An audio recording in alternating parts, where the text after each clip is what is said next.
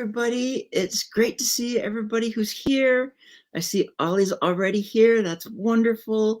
Welcome to this week's From Boxes to Butterflies. I know this is going to be a wonderful conversation. I already had fun talking with Isabelle before we started, and now she'll be up shortly.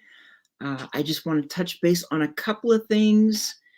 The global summit that is coming up in the next few days, which Isabelle is also speaking at.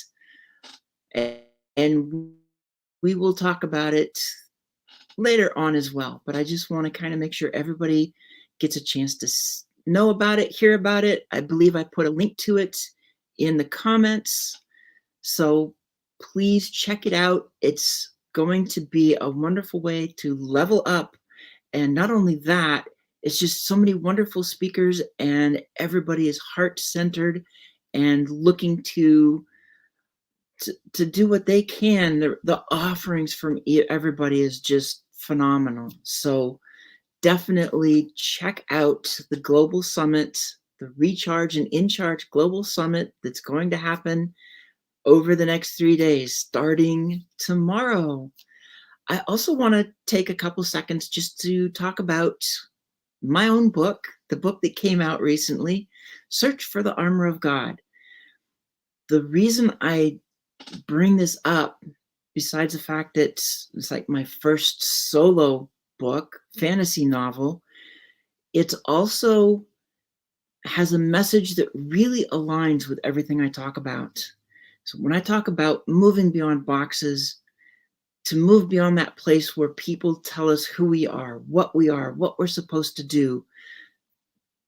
And we lose ourselves. We don't know who we are anymore because we're listening and trying to do what everybody else is telling us to do. That is the story of my main character in Search for the Armor of God. Prince Henry is in that position where he's being told by his father, by everybody around him, basically he's not good enough, he's not a prince enough, and it's his younger brother that is the heir apparent. And so while they go on a search to find the armor, it's also a personal quest that Henry ends up going on that he didn't expect, and it's his opportunity now to really find himself and bring himself up to the foreground and step beyond that box that he's been stuck in all his life to be his authentic self. And so with that, let's see, I see Amber's here. Tracy's here. It's great seeing you, Tracy.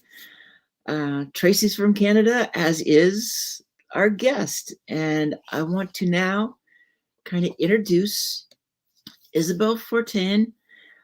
Hopefully I got the last name right because I forgot to ask. But let me give a little bit about Isabelle. Isabelle is a mindset coach, entrepreneur, and public speaker. Her resilience was tested at a young age when she lost her mother at age 5. She learned to navigate the world with determination and grit, developing a strength that would serve at the bedrock of her life. Isabelle's professional journey is as diverse as it is remarkable. She served in the Canadian Air Force, a chapter in her life that instilled in her the military discipline and structure that she carries with her today. Following her military service, she spent 23 years as a dedicated massage therapist, honing her compassionate spirit. In 2009, Isabelle added mindset coaching to her many ways of helping others. As a compelling public speaker, Isabelle shares life lessons that inspire people to follow their own path and mind their happiness. More than a mindset coach, Isabelle exemplifies perseverance, guiding others to fulfill their potential and mind their happiness. And it's great because I get to bring up a sister in arm because we're both veterans. I'm in the U.S. Army. She's the Canadian Air Force. Let's welcome Isabelle. Hey, Isabelle. Great Hi! having you here. Same here. It is the strangest thing having your bio read back to you is every Oh, time yeah. I get used to it. Say Well, and the fun part is just yeah. kinda how as you're reading it, how you might change it a little bit. It's like, "Oh, Yeah, I wait, whoops, should. I whoops." should, and I should add like a trick sentence to see if the the person reading it actually read it ahead of time. That'd be funny as hell. Uh, just make it clean. Yeah. Aw. Susanna, if you said that, you don't know anything about me. Look, I come from the cab, I would, so, yeah. I wouldn't have done that to you though. Everybody else. Actually, I should have done that to Mike. yeah, I could oh, man, you give me ideas on that one. Our our motto, yeah, I could do something with that, and he wouldn't know what he's doing. No, he's so funny. I love him. Yeah. But it's great having you here, Thank and what you. I'd really love is for you to, um, basically talk about what got you to where you are now. No, A little bit about your past and kind of whatever you want to share at this point. it hasn't been an easy ride, but it's been a very interesting one. Um, I guess the biggest thing for me is that when my mother passed away, I was well, unconsciously, I was 5. So unconsciously, I kind of made the decision that it was my responsibility to live her life because she was 36 when she passed. So I followed her path. She had been in the Air Force, so I joined the Air Force. And actually, being in the military was the family business. When I joined, my brother was an Air Force pilot, and both my parents had served. And ironically, they were both from the same small town here in Quebec, in the French part of Canada.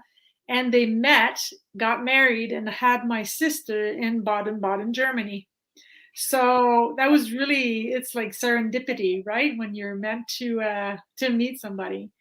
So I didn't even question what was my path. That was just, it was kind of what we had to do. So I became in the military and I loved it at first because it answered my sense of duty and my sense of service and the camaraderie and my sense of belonging. And so it was Mhm. wonderful for at least 5 years. And there's nothing, the sense of duty of serving your country, there's nothing like it. Anyways, not that I have found in my life, because you're literally willing to die for your country. So Right. it was very appealing to me. Uh, Slowly though, I started to realize that maybe it wasn't my path because it was feeling very uncomfortable. And it wasn't about the military. I didn't like the job at the beginning, and then I wish I would push through, and then get a promotion and push through again, and eventually I had to just realize for myself that this wasn't my path. But Mhm. I hadn't yet understood that as a 5-year-old, I had kind of made the decision to live my mother's life since she didn't have hers anymore. So that took a while still, but I followed the path. And once I outlived her, once I turned 37, and there was no more traces in the sand, right? There was like Right. her path ended there. So I felt completely lost. And I was bitter and angry because anger is much easier to deal with than sadness for me. So I was a very extremely unpleasant person to be around. And I had a big aha moment where I looked at myself in the mirror at age 37 and I had been crying all night. And at this stage, I didn't even know why I was sad anymore.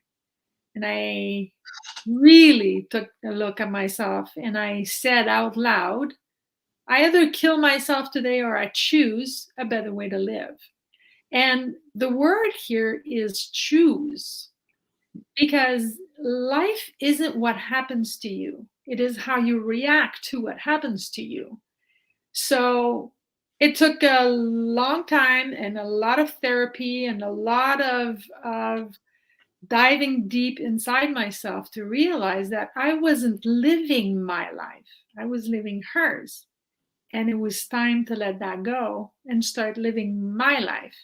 But Susanna, I'm sure you know this, but living your life is scary as hell because you can't blame anybody else anymore. Right? It's all you, Nope. it's all on you. But for me, it's the best way to live. I was saying off the air, because we were talking about boxes, and I was telling you that I tell people that I don't fit in boxes because I'm too tall. So I'm just like you, sister. I just blow the boxes wide open. I don't fit in them. It's the only way to go. I mean, I tell people I'm down to 5'11", but Well, I'm 5'10", so honey, you've got me beat. but it's like, yeah, we deal with these boxes and everything you just said. You were in that box Yeah. your whole life, and that's all you saw until you hit that point of you got to make a decision. I would call that the point of awareness. Yeah, but you know what? It's sometimes society put us in a box, sometimes our culture puts us in the box, and most of us are in many boxes at once, right? We're somebody's wife and somebody's mother and somebody's employee and somebody's whatever friend, or but the box that is the hardest to blow open is the box that we put ourselves in, Oh yeah. because that takes a higher level of self-awareness. You have to realize that you created that box, and you have to look at yourself and give yourself grace. Yes, I did put myself in that box, and when I did, I took I took the right decision for me at the time. It just no longer serves me. So now I need to take a new decision, and I need to choose another path. So, but our boxes, the self-made one, yeah, they're really, really difficult to blow up. Well, there's another reason they're difficult to blow up, because when we make them, it's like we make them with our own blocks. So we Yes, build these things to protect ourselves. yeah, It's not just building a box and crawling into it. no, That box is for protection. If it's imposter syndrome, it's protecting us from letting anybody see. If it's neurodiversity, if it's overcoming addiction, whatever it is, we build it so that others can't see that part of ourselves. hmm, And it takes that ability to realize it's time to move beyond it, to stop listening to the fear, to stop listening to whoever we gave control to, and take that control ourselves, take the first step, and start dismantling these block walls that we have no use for, because block walls are freaking heavy. It's not like cardboard. And we're dragging them everywhere with us. yeah.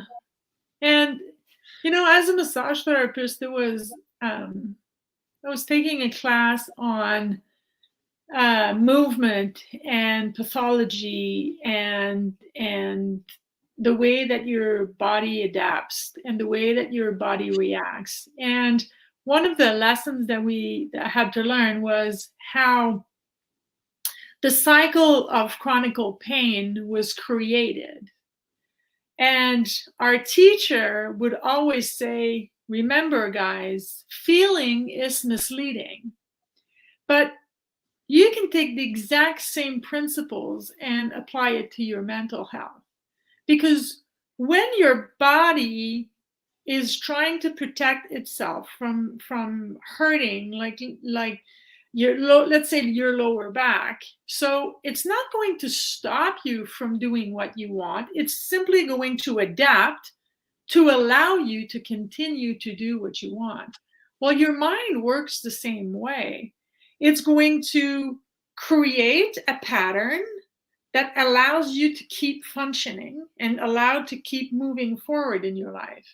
And then at one point, that pattern, like inside your body, the way that your body adapted itself becomes the cause of the problem, because the original cause of the problem may not be there anymore, but the pattern that you've developed has become the cause of the newer problem. But it is so difficult to see mindset, and that's why I always tell people, hire, for crying out loud, hire a coach. You don't have to hire me, hire anybody you want. Hire someone that resonates with you, because reading the label from inside the bottle is difficult. And that's why we need coaches. That's why we need people from outside of us to look, have you seen this? Have you looked at this? Because, from your perspective, you're not seeing it right now. And I mean, I have a coach, I have a public speakers coach, and I have a business coach, and I have a personal coach. I saw her just yesterday, and she's looking at me kindly, and when I'm done ranting, because I do that, she like point out something, and I go, oh, fuck a lot of God, and I get upset, not upset at her, but I'm a mindset coach, and I still need somebody to point out, have you look, it's green, this one is green, look at it, it's we need assistance. We all need assistance. All of us. Oh yes, definitely. And when I think about it, as you talk about that perspective and shifting the perspective, I look at it as we're stuck in that box. Once we've got that awareness and we're ready to, we kind of know where we want to go. We see that picture of where we want to go. But all we see are obstacles between us and it. And what I use to show that this picture is a scene from Kong Skull Island. Because there's a scene in the middle of the movie where the main small group of characters go into this huge cavern. And as they walk into the cavern, they see painting on the walls, but it doesn't make any sense to them. And when they get to the center, they see that big picture of Kong. Well, it's the same thing. Just let's go in reverse. You're in the center. You see that picture. You know where you want to go, but you can't see the path. You back away from it, and suddenly everything starts changing. And you see that those obstacles that you were concerned about are becoming things that you can go around, or they're speed bumps. The obstacles become speed bumps because you've changed the perspective. Mm-hmm. And if you can't change that perspective yourself, that's where you need that other person, that friend, that coach, that person who can say, as you said, this is green. This is what it looks like. Here's the path. See, there is a path. Go stand there now, and I'll walk you through the path, and you will get out like you're supposed to. Yeah, and the other thing that I'd love to add to that, actually, Susanna, is that we live our life forwards, but we understand it backwards. So we need this to step away from a situation.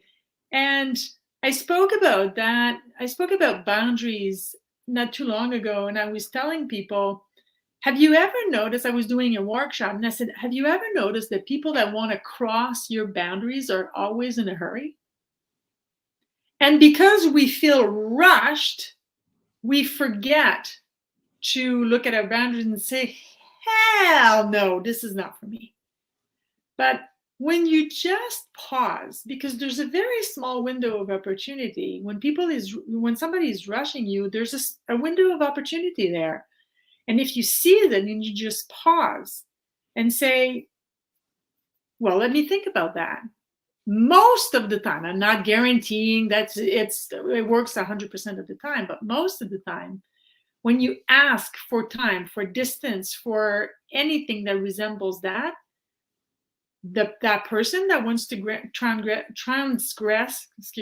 transgress your boundaries will disappear, because they're going to go push somebody else's boundary.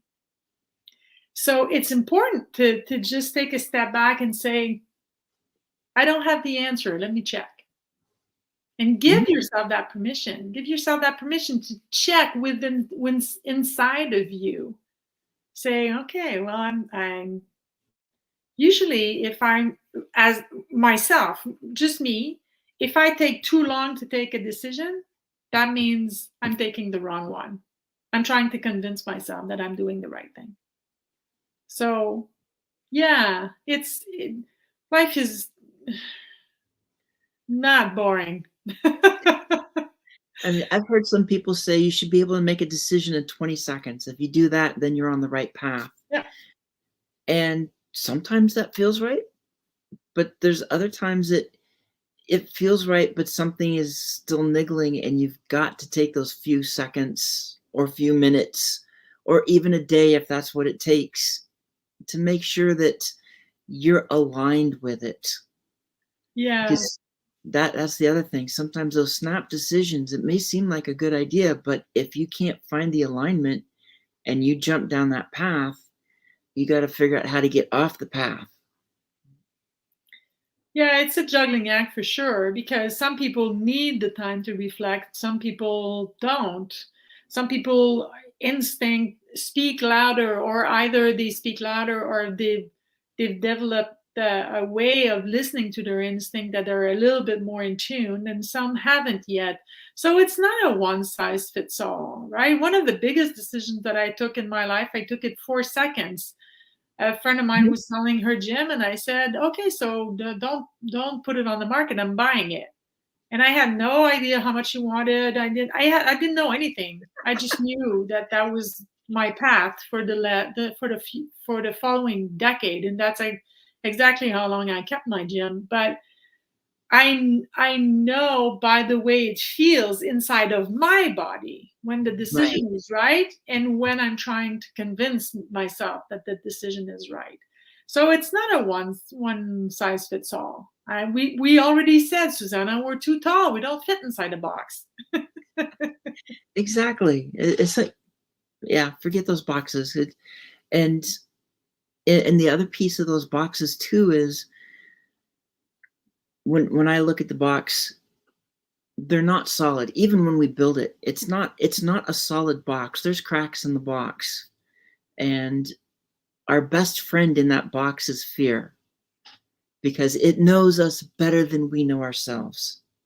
It knows every experience, every expectation, every time we heard somebody say something and it caused us to panic for whatever reason.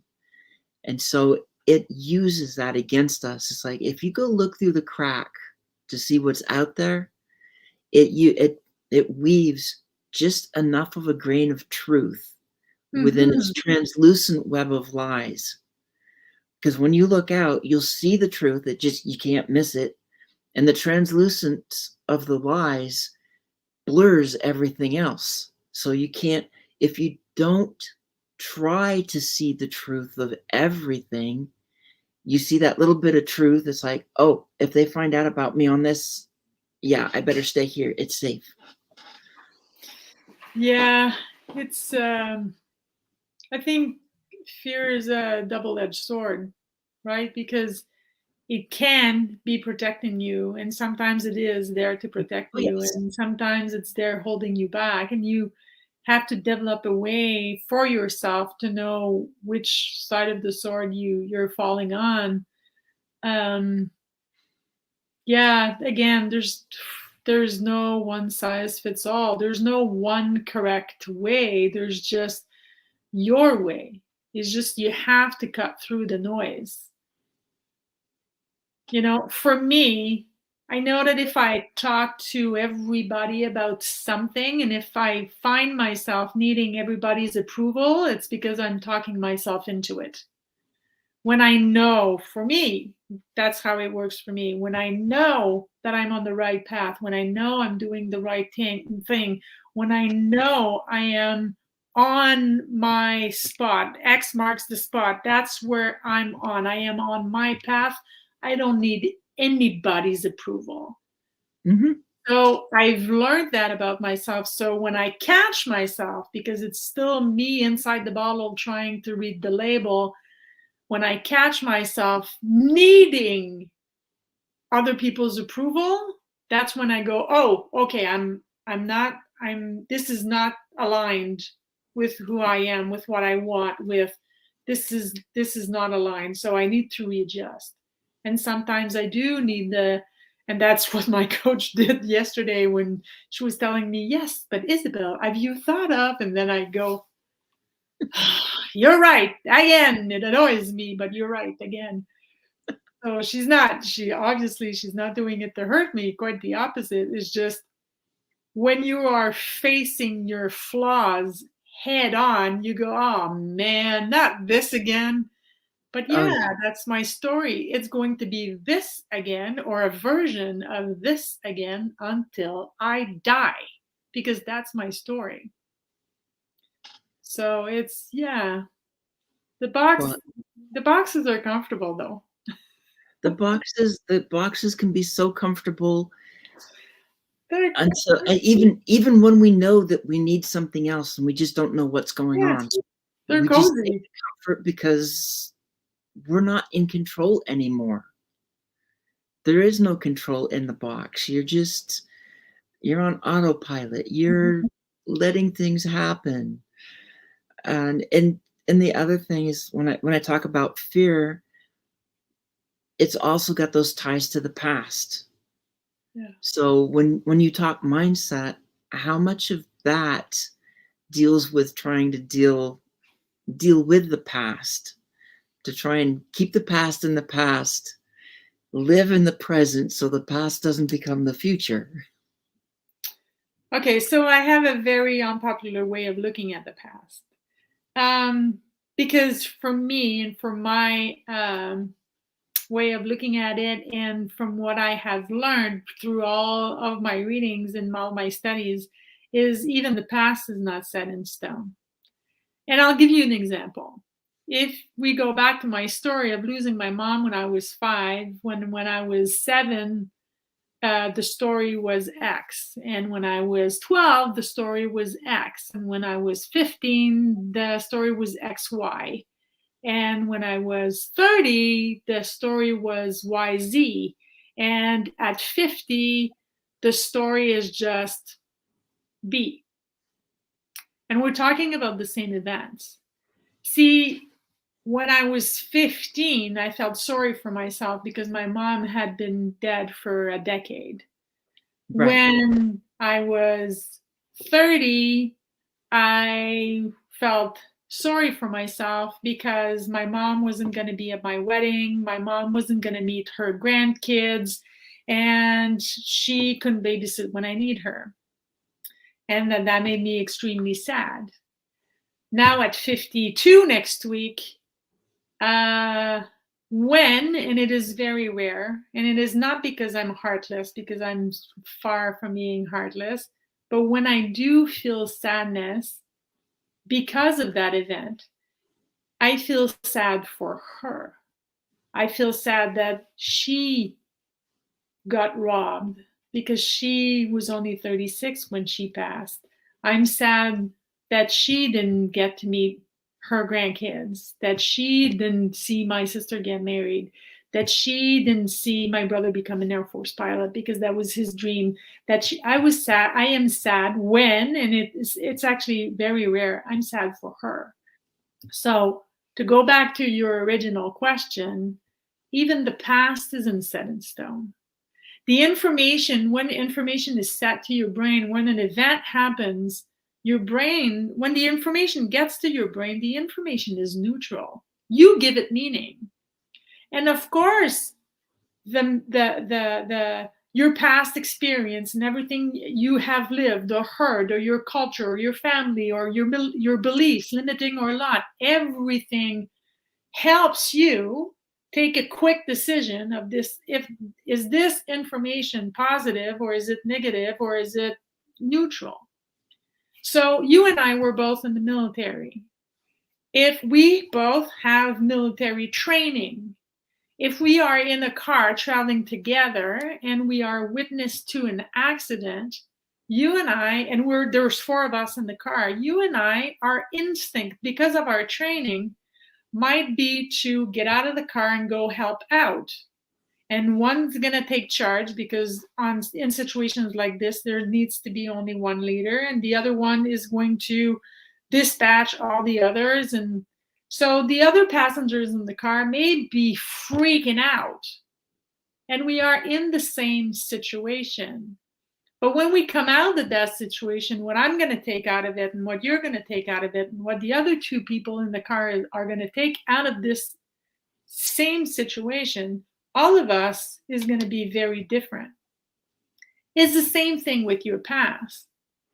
Your past has a power on you until you decide it no longer does. But it's a choice. It's not an easy choice to make, but it's a choice. And of course you need help. And I am always the first person to say, I went to see a shrink for a decade and I needed it and it did me good. And that is how I was able to heal that wound. That was how I was able to stop letting haunt me. I needed that help. I'm not ashamed of it. I'm actually quite proud of it, because it wasn't easy work. And I don't think there is shame in it. If I was diabetic, I'd go to the doctor and I'd take pills for that. And if I had cancer, I'd go do chemotherapy. So it goes for the same for mental health. But Right. once you've done the work to be past the trauma, how it affects you is a choice. And you can decide to give it the meaning you bloody well want. But like I said, I don't have a very popular outlook on past. Well, I don't see it that way, because Thank the you. way you describe the past, we are going to see things differently. What happened in the past didn't change. No, You're not saying anything that changes what happened in the past. You're just seeing how it's changed for you as time goes by, as to how you viewed it. it changed your perspective. So the perspective changes. For some people, it never does. They can't get over something. And for others, it changes for various reasons. For me, some of that is being able to forgive. Yeah, I So, think you need forgiveness.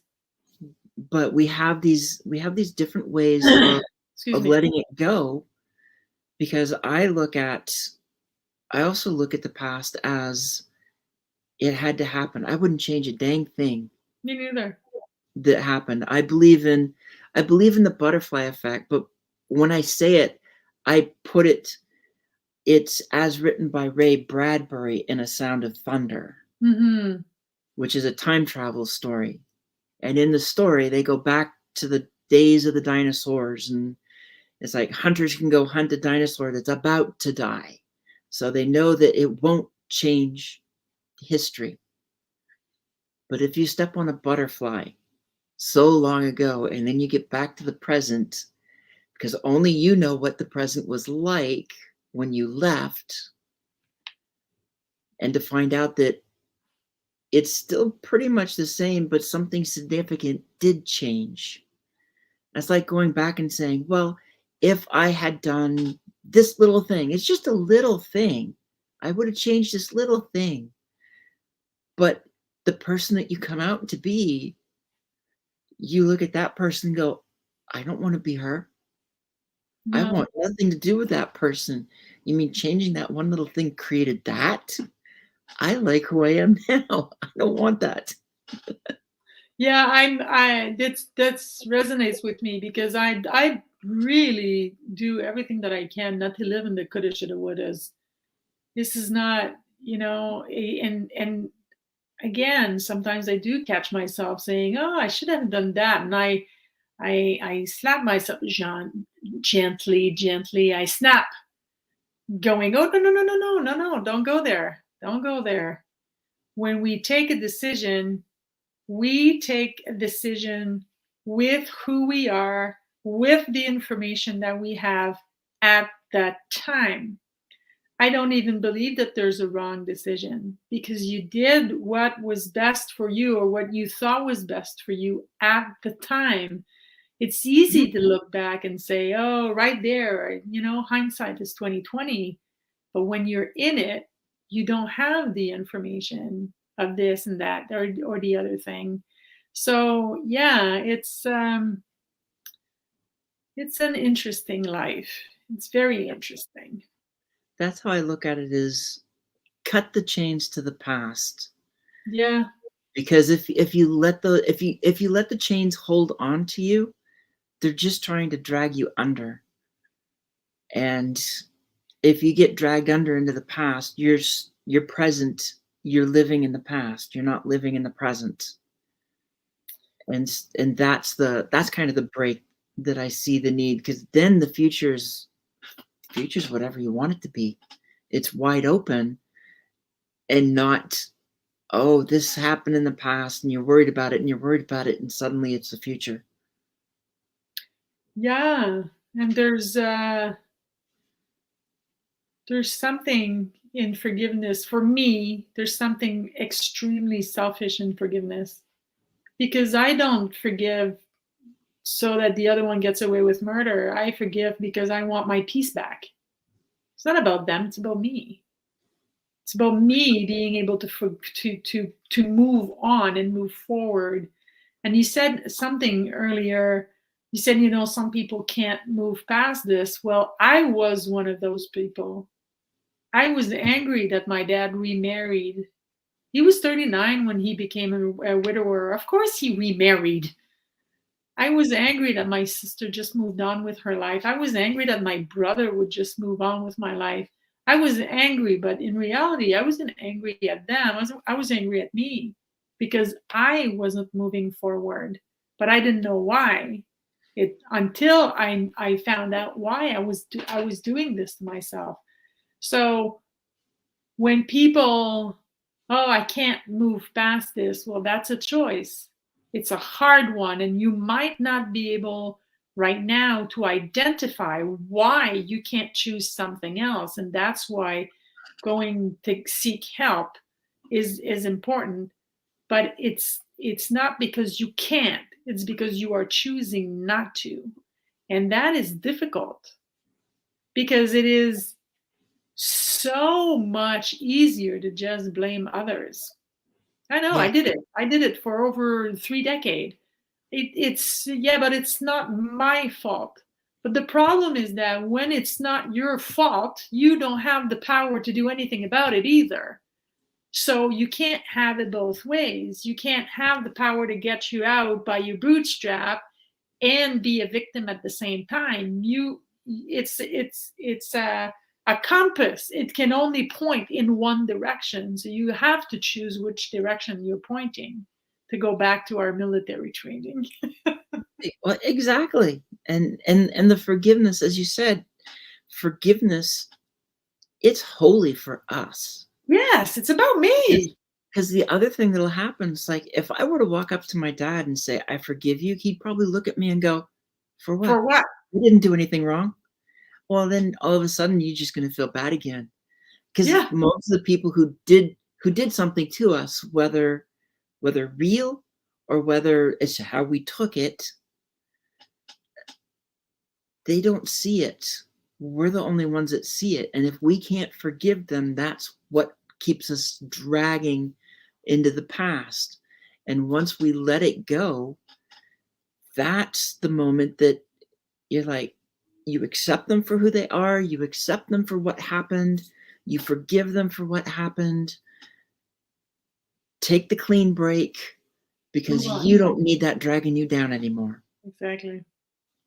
And there's a funny thing about forgiveness too, and that doesn't mean it's going to happen to everybody. and in every situation. It happened to me, and I was very eternally grateful. I was in my early 20s, and I had a conversation with my dad's sister, my aunt, and I was bitching about my dad for something in particular in regards to my mom's death.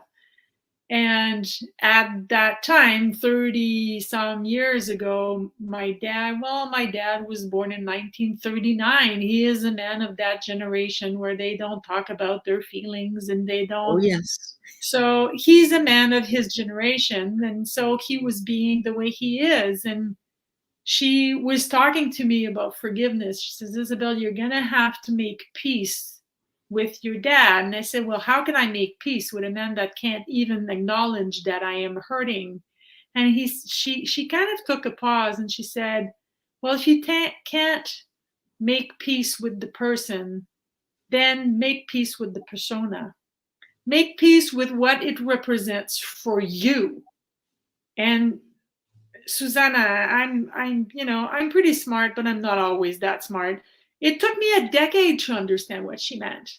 And when I finally did make peace with the image of my father, of the father that I had in my childhood, then the man came to me for forgiveness.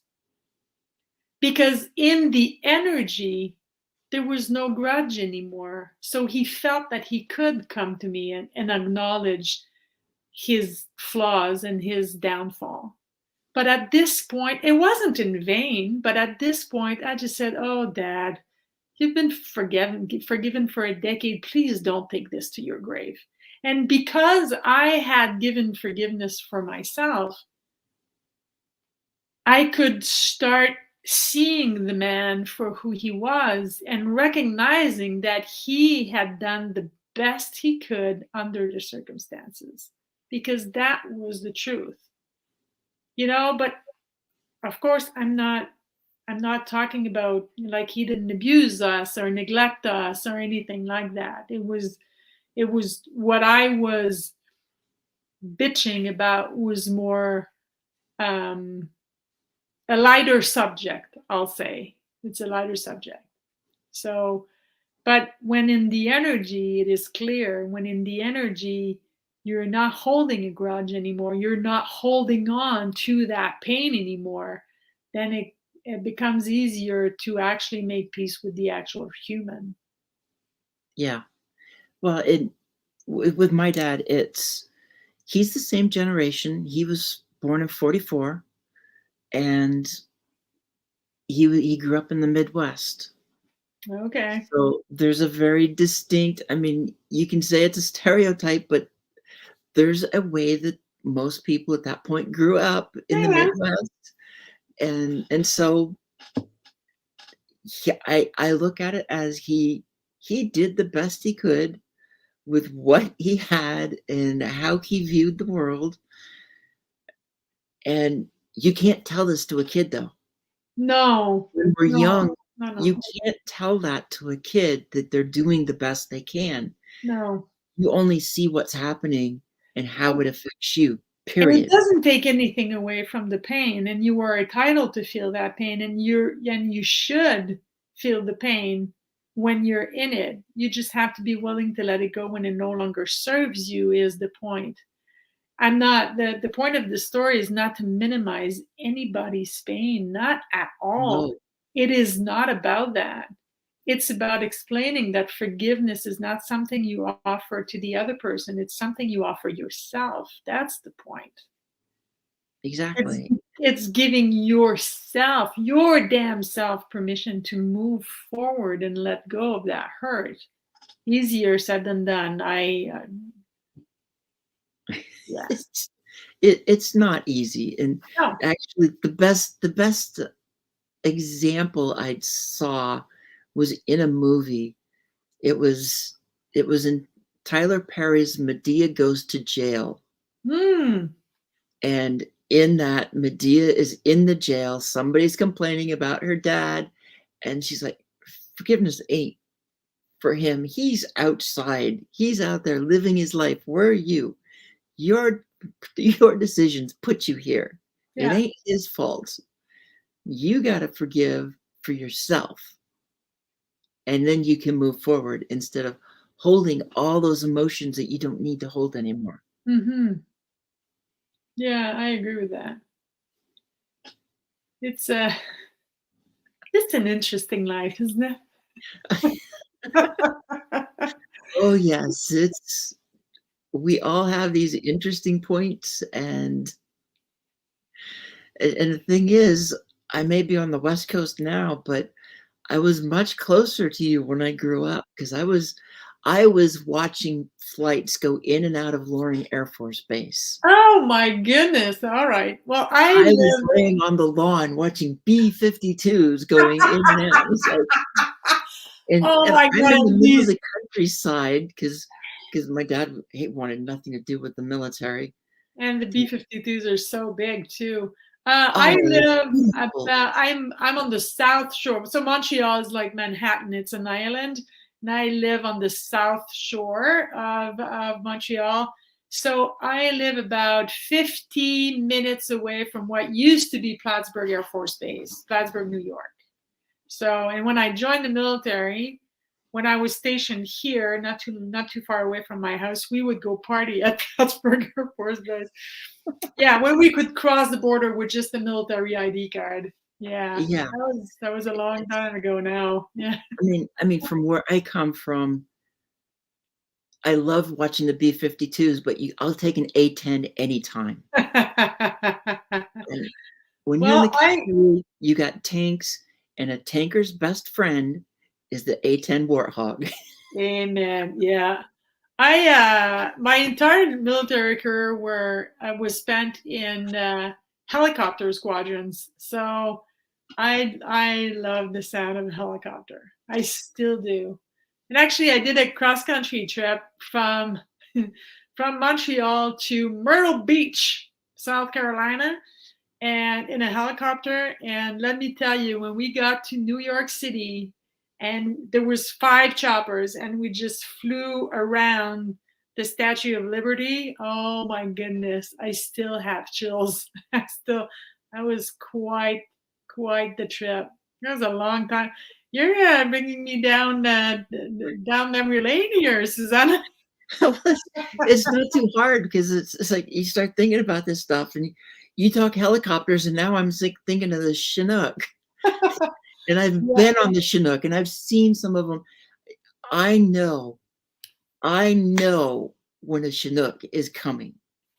yeah, it has a very particular sound. It has such a specific sound to Yeah, it. it does. Yeah, There's that's true. something deep, and because it's got two blades, they're both about the same size. And it's not like those single blades, and around here we're not going to see any of the fighter helicopters. So but those Chinooks, and I got to fly one from Portland to Fort Lewis, so That's cool. I repelled out of a helicopter. only on a building, but I did do Australian style. Oh wow! No, I didn't. No, no, no, no. Yeah. I'm terrified of heights. I screwed up my one chance that I probably could have done jump school. Oh I man. should have done the jump school instead of what I did, but I'm not regretting it because had I done that, it would have been a whole different career, and I Exactly. don't know if we would ever have this conversation. Yeah, and it's so funny. It's we're here talking about a military service, and that's what do when they get together. But it is so funny because regardless of where you served, regardless if you were Army, Air Force, Marine, it doesn't matter. Put two vet together, even if the purpose is to talk about mindset, they will finish the conversation talking about their military service. It's there's We're a very, very strange breed of people. Well, I mean, it is mindset Yeah, because yeah, the yeah, yeah. military was a mindset, Yeah. It's just and we take it with us everywhere we go. even Amen. when we don't realize it's still there. Everybody's got different mindsets from growing up. True. There's something, if you grew up on a farm, you're just going to always see farm wherever you go. Yeah. And suddenly you find somebody else's farm and that's your conversation. Or somebody's into race cars or Right. sports or Do you still make your bed in the morning? um, I was an officer, so that was never.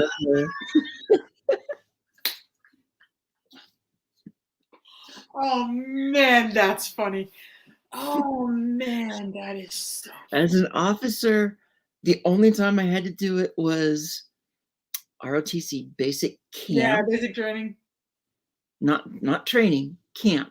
Oh, okay. So Basic you basic camp was at Fort Knox. So this was right after Stripes came out, and that's where Stripes was filmed was Fort Knox.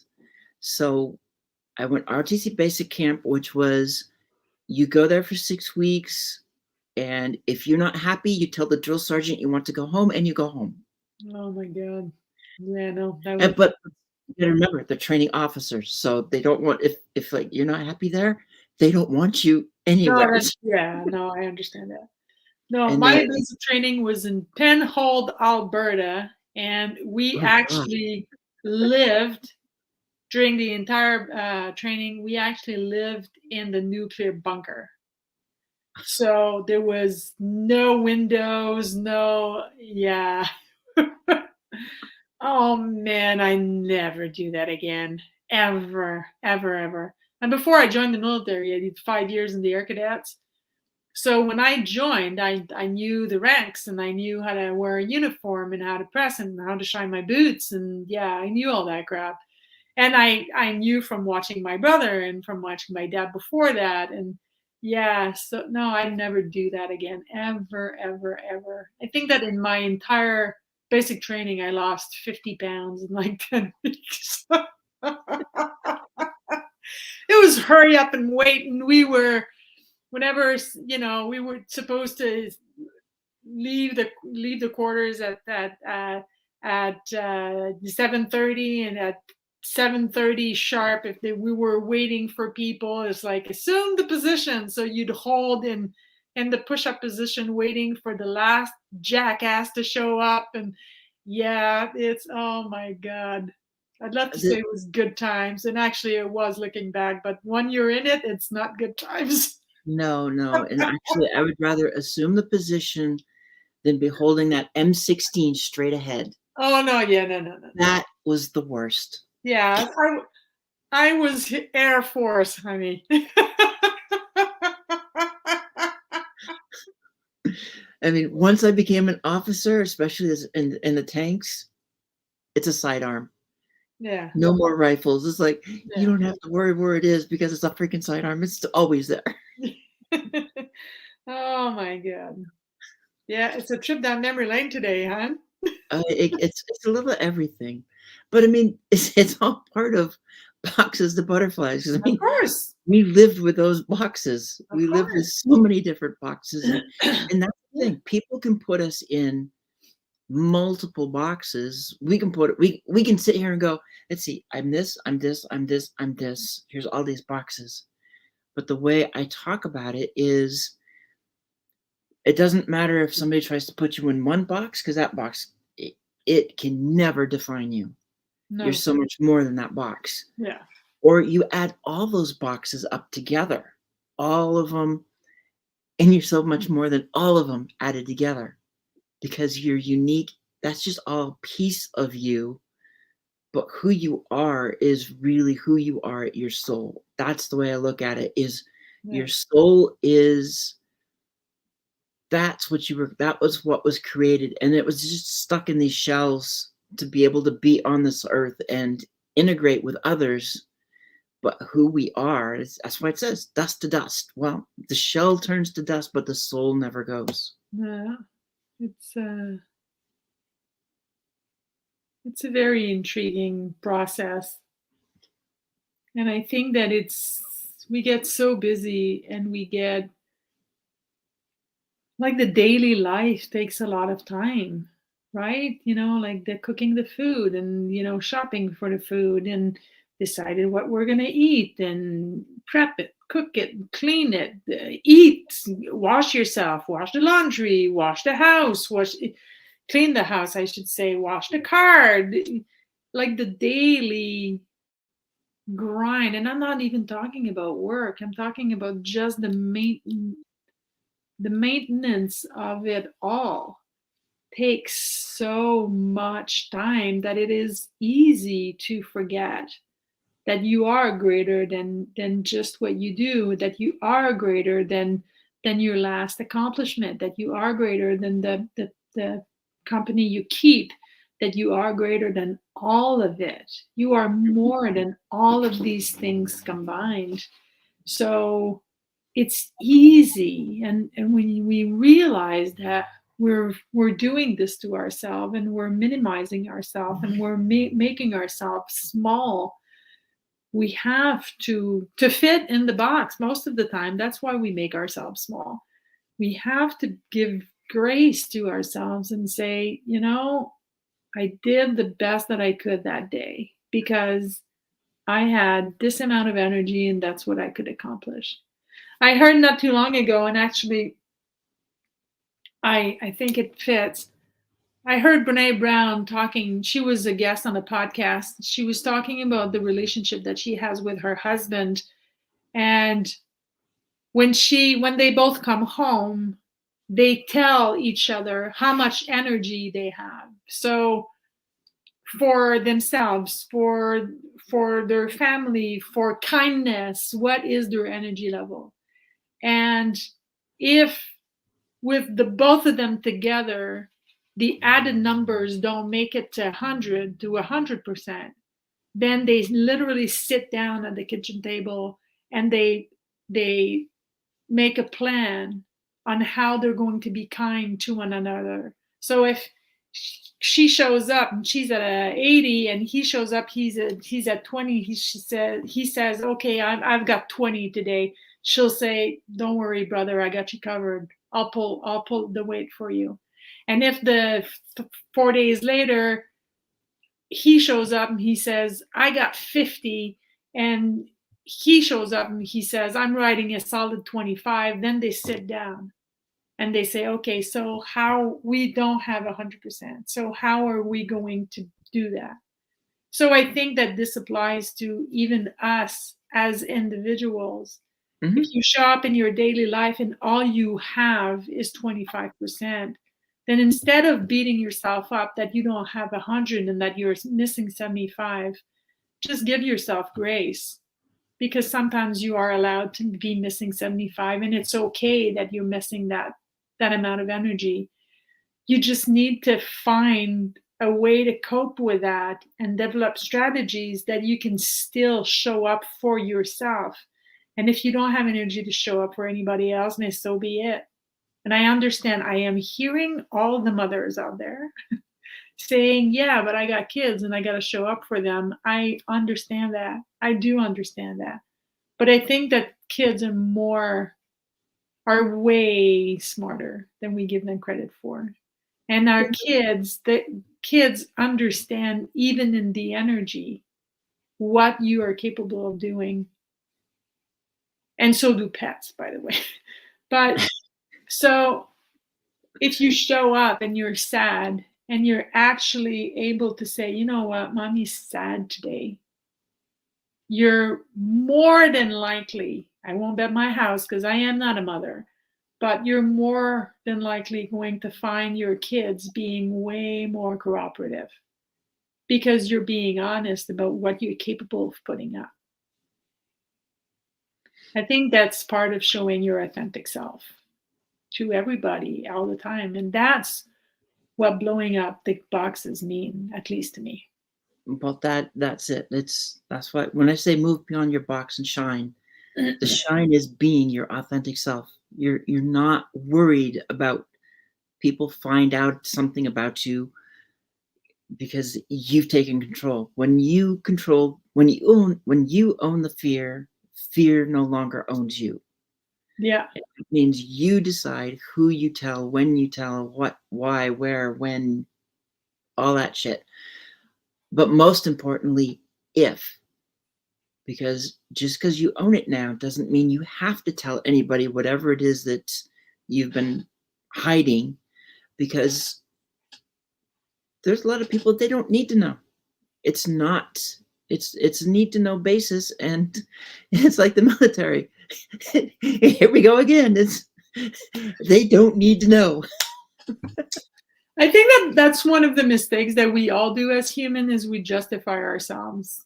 And I've developed, I started that about 20 years ago, saying to people, I don't need to be right to justify my existence. You don't need to understand my journey for me to have value in the world. Yep. And not every single question deserves an answer. And I'm not talking about the teacher with, I'm not talking about that. I'm talking about questions in regards to your journey in your personal life. I mean, if you're trying to teach somebody something and they have questions, of course, it is preferable if you answer them. But when it comes to your journey, it's nobody's business. That doesn't mean that you can't answer. It just means don't justify yourself. Exactly. Don't justify yourself. You don't need to be right to prove that you are worthy of being on this earth. You are. Just the fact that you are here means that you are worthy, and that's as simple as that. So, and I think that for me anyway, when that was clear in my body, in my cells, in every cells of who I am, it created something around me, like an energy around me where people actually don't even dare to ask the questions because they know they're not going to get the answer. And if they can't read the room, because some can't, and that's okay, it's their journey, then I'll just reflect the question. I'll just say, and what if that was correct? Does that change anything for you? And not in a mean way, not in a fuck off way, not at all, just to reflect that what they're asking is actually not about you, it's about them. And if you just show up the mirror, they're going to go away with their question, and you're clear, and you didn't have to share anything you didn't want to share with that particular person. Some people are curious just for the sake of curiosity, and some people just are looking for reassurance. Well, we could keep going. Oh, this is one of many, honey. We could, like, Sia, we could actually keep going for another hour if you wanted to catch up, but it's probably about time to call it. Yeah, call it I a day. removed my glasses. Oh yeah, we're at 1 hour. I removed my glasses because I wanted to show my eyes, but I couldn't see how long we had been talking. I know. I'm looking at it. It was like it was at 52, and I'm thinking I'll give a couple minutes and then say, okay, you want to wrap up? And then next thing I know, we're at Hey, I'll come back. It's 10 minutes okay. later. It's like, that's fine. Thank you for having me. Oh, That I was am very sweet of so you. glad that you just jumped up and was like, awesome. I've been waiting to talk with you, and it just kind of worked out perfectly. It was the perfect opportunity, so I jumped on it. No, I'm so glad that you were here, and Wonderful. the thing is, anybody who's watching is like, they get to see you again sometime during the next 3 days. I'm Friday morning. Friday morning. Yeah, I'm Friday the 13th, and since I'm a witch, and it's Friday the 13th, I will be wearing my witch hat Oh, there during you the go. Sunday. Okay, hopefully I will see at least the first part of that, because I have to go across the street for a specific medical appointment at 10. So, and everything starts my time at 8:30 is the Yeah, beginning. You guys will you'll start see at part of it. 9. So yes, I will be looking forward to that, and and seeing how it all goes. And for me, it's Saturday morning. Same time, just one day later. I'll, No, but I'll use I'll use one of I my do passes and I'll go see you. I do have a cowboy hat though now, so or a cowgirl. I got my cowgirl hat. You know, I and I have cross sabers. I could probably stick those cross sabers into the On front the of hat. That'd be a great idea. let's just say Stetsons were very popular at military dining in functions. Some even wore spurs, and there were a few sabers around. I And still have, when my parents got married, they would give the bride and groom sabers on their wedding day, and I still have them from 1965. Yeah. oh dang, because that would be well, that's when I was born, but uh, with this stuff too, the regimental drink was a prairie fire. Oh, And a prairie fire, for those who don't know, is a shot of tequila with 13 drops of Tabasco sauce. Needless to say, when you drink it, you down it. You don't sip it. okay. On my boot camp, I will end on this. On my boot camp, our drink was the fuzzy navel, and that was orange juice with vodka and peach schnapps. And I will not go into why we decided to change the name, but we decided to change it to Fuzzy Dicks. So Okay. our drink of choice were Fuzzy Dicks. Yeah. Oh, I will bow on that one. All right. I'm just going to say it's been great.